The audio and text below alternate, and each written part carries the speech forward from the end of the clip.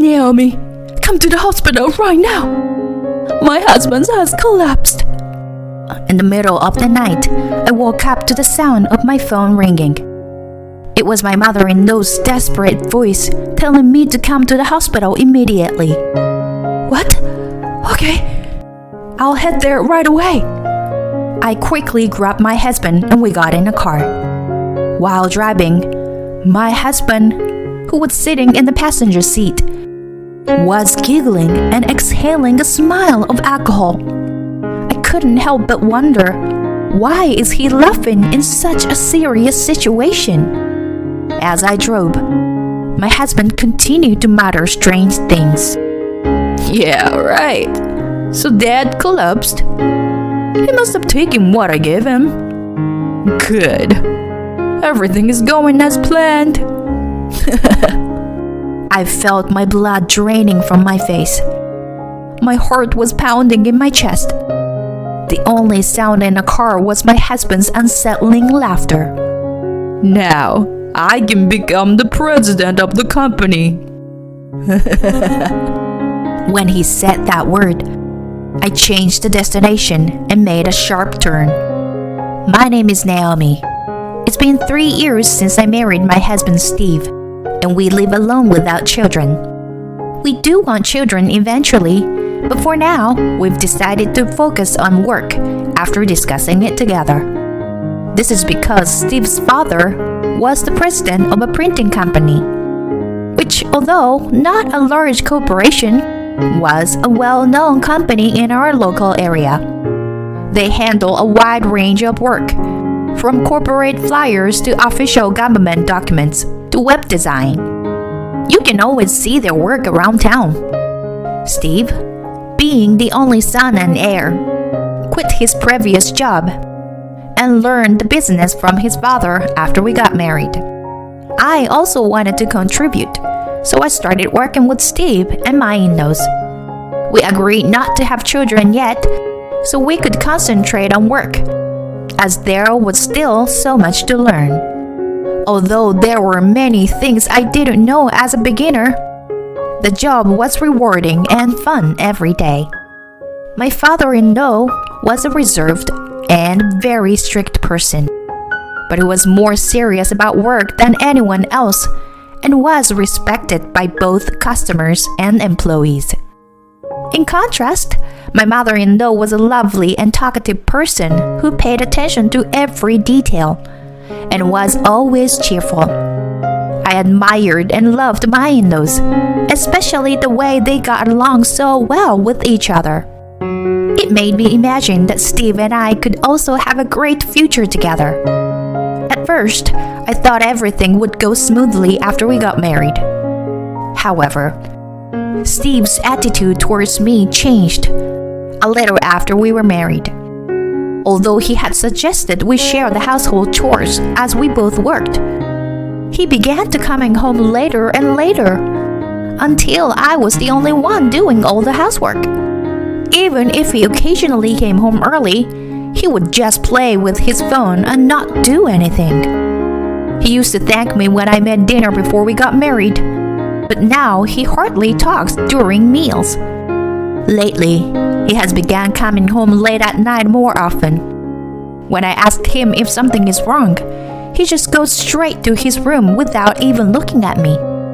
As these days continue, the once happy married life has become a pile of dissatisfaction towards my husband. When I complain about his attitude, he always responds in the same way. I'm a man who will become the CEO in the future. Know your place. At first, I was just surprised by my husband's terrible language. But as it continued, my disgust grew. Naturally, thoughts of divorce crossed my mind many times. But my in-laws were such nice people, and I didn't want to break off my relationship with them through divorce. The employees at my father-in-law's company were also good people, and the work itself was interesting. I thought it was better to put up with some frustration rather than lose all of this by divorcing Steve. One day, An event happened that pushed me to my limit. Late at night, I received a call from my mother-in-law. She was in panic. She said my father-in-law had collapsed, and my mind went blank. I woke up Steve, who was sleeping, and shook him in a panic. "Steve, wake up!" "What's wrong? It's still dark." I told him what my mother-in-law had said, and he yawned lazily. "Your father collapsed. I just got a call from your mom." "Huh? Dead? Can it wait until morning?" "What are you saying? He collapsed." "Oh, okay. Just give me a minute." Steve, who still seems dazed, ignored my words and tried to slip under the covers. My husband, who hadn't come home until late as usual today, must have been out drinking. No matter what I said, he didn't seem to hear me and only gave me half-hearted replies. So I reluctantly dragged my husband into the car and headed to the hospital. Until we got into the car, he grumbled and complained, looking unhappy. However, once we started driving, the movement of the car seemed to be soothing, and my husband quickly fell asleep in the passenger seat. Even though his own father was in danger, I couldn't help but sigh at Steve's carefree demeanor.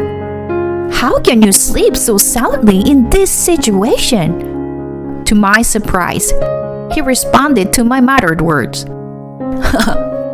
"When I said it was from you, Naomi, Dad was super happy to take it, you know." It was more like a sleep-talking reply than a coherent one. Chuckling in a creepy way, Steve continued speaking. "He never drinks with me, no matter how many times I ask. But once I mentioned your name, he immediately agreed and started getting ready. Isn't it strange? What kind of a father he is? Huh. And he drank so much today. But you know what? With this, I can become the president soon." Steve's words made my blood run cold. Could it be that my husband put something in the drink? What if my father-in-law collapsed because of his doing? As I watched Steve laugh uncontrollably, looking so happy and amused, I felt a chill run down my spine. I could feel my fingers gripping the steering wheel, growing cold. Panicking, I quickly parked the car and nervously phoned my mother-in-law. After a few rings, I heard my mother-in-law's voice, sounding weaker than usual. "Naomi, glad you called. I'm sorry I panicked earlier. He's all right now. His blood pressure went up a bit, but he's not in any danger. Just to be safe, we're keeping him in the hospital today. Don't worry." "Oh, that's good. I was worried. I'm just glad he's okay. I'm sorry for causing you trouble." "No, I'm just relieved he's okay now." Hearing my mother-in-law's words, I breathed a sigh of relief. But Steve's words from earlier still bothered me. By the way, there's something I want to ask you." "Oh, what is it? What's wrong?" Glancing at Steve, who had fallen asleep in the passenger seat, I mustered up the courage to ask her the question on my mind. "Did Steve and Dad drink together tonight?" I had a feeling that was half praying for it to be wrong, for it to be denied. But what I got from my mother-in-law was affirmative words. "Yes, Steve came over to our house with wine, saying that you bought it for him. Sorry for the late thank you, Naomi. My husband was very pleased with it." My faint hope collapsed with her words. Gradually, my mind panicked. What should I do? What can I do? My mother-in-law was concerned as I fell silent for a while. Naomi?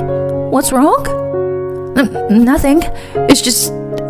I told myself that this was the right thing to do. And then I spoke to my mother-in-law. I'm going to the police now. Huh? What? The police? I felt as though my mother-in-law's puzzled voice came from far away, as she had no idea what was going on. I managed to speak through my trembling, as I relayed what Steve had told me to my mother-in-law. What? Steve would never do such a thing. It must be a misunderstanding. Despite my mother-in-law's laughter, I persisted and headed to the police station with Steve. It turned out to be more difficult than I thought. When Steve woke up, he seemed confused at first and was quiet.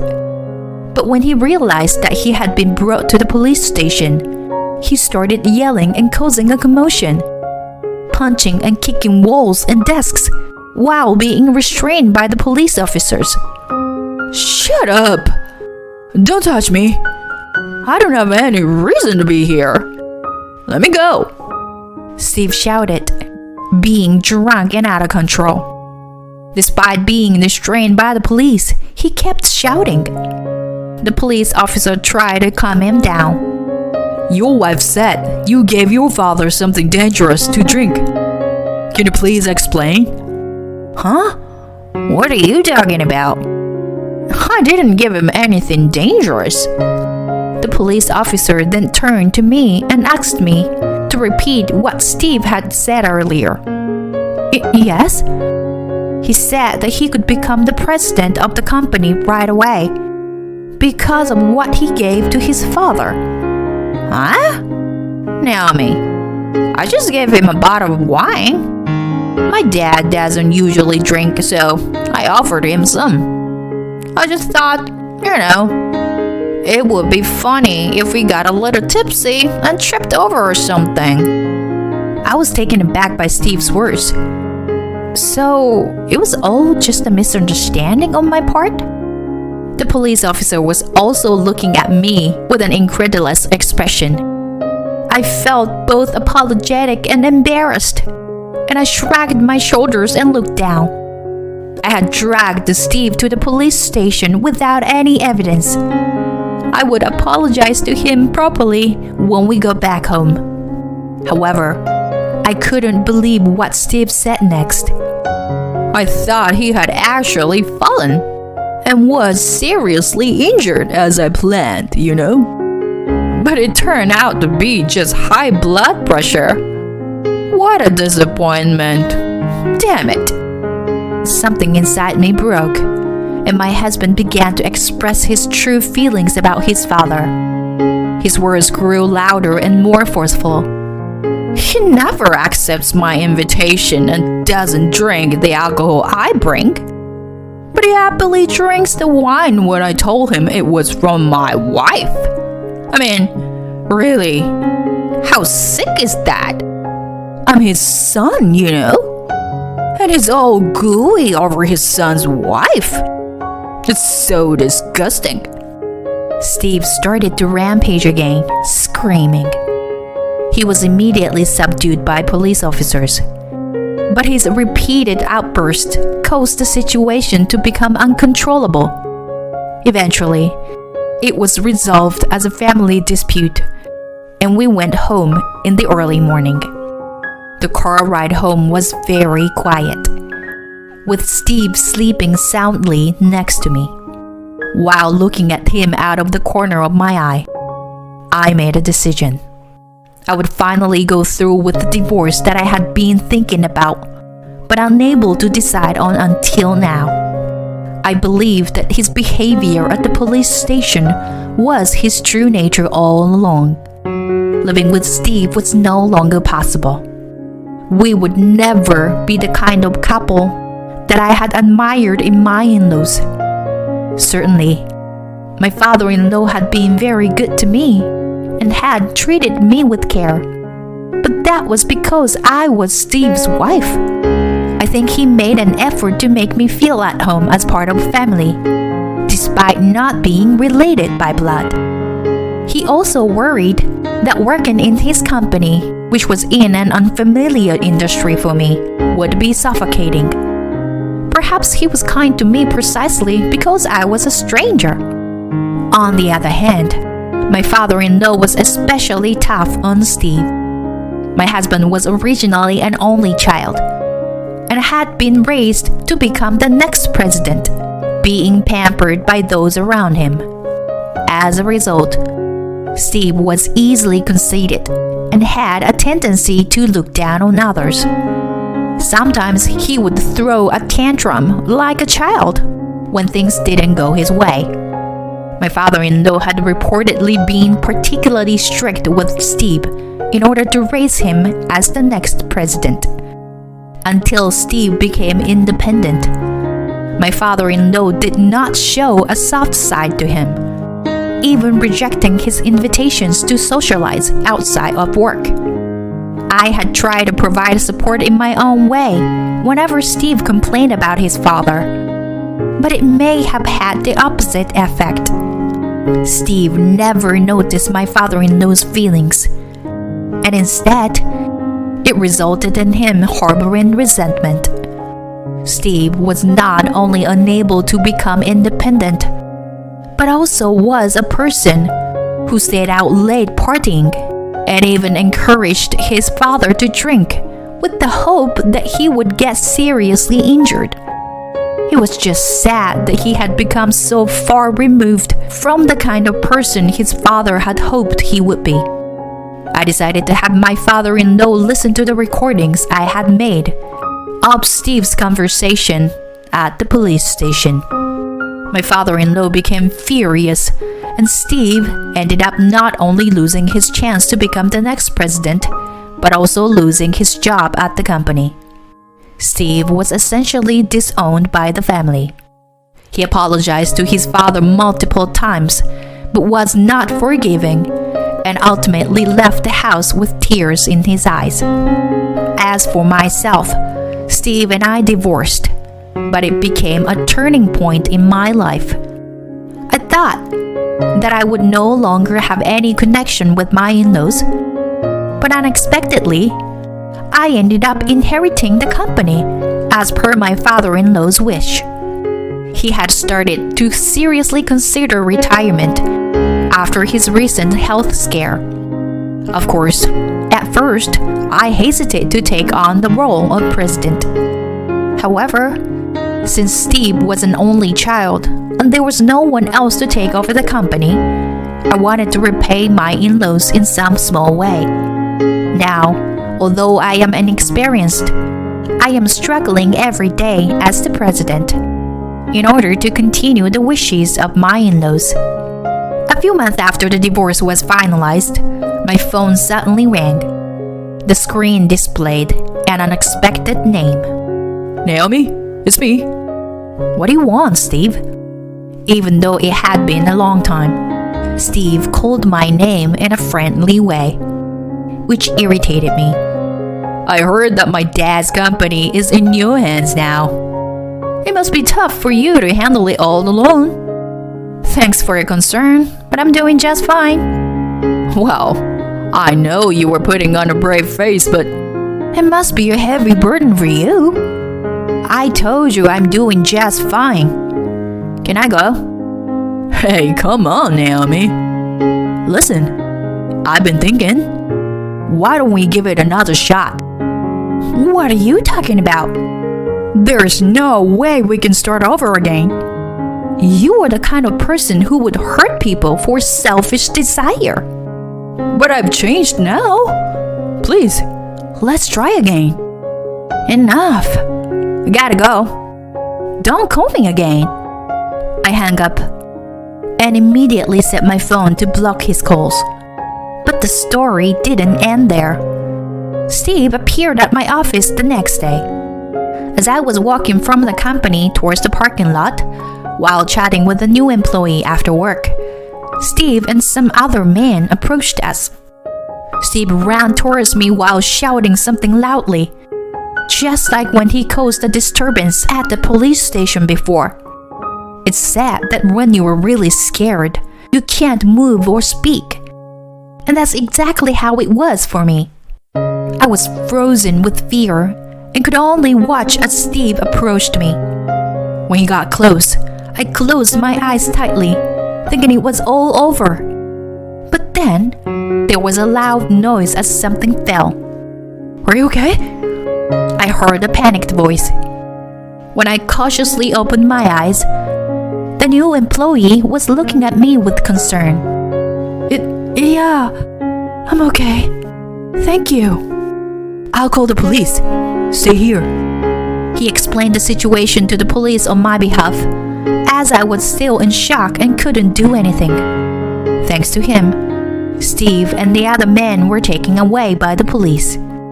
It turns out that Steve had a grudge against me for rejecting his attempts to get back together and blocked his calls. The idea to ambush me at the company was suggested by his male acquaintances, who he met at a bar where he started hanging out until late at night during our marriage. These men also came up with the plan to get my father-in-law drunk and cause him serious injuries. Perhaps they wanted to enjoy some good times with his expense if Steve became the company president. If the new employee hadn't been there, I shudder to think what would have happened. He still worries about me and has been accompanying me to work. Although I feel a little guilty, I'm more grateful. Maybe I'll treat him to a meal as a thank you. Looking at him, who walks beside me, I picked out a delicious restaurant in my mind.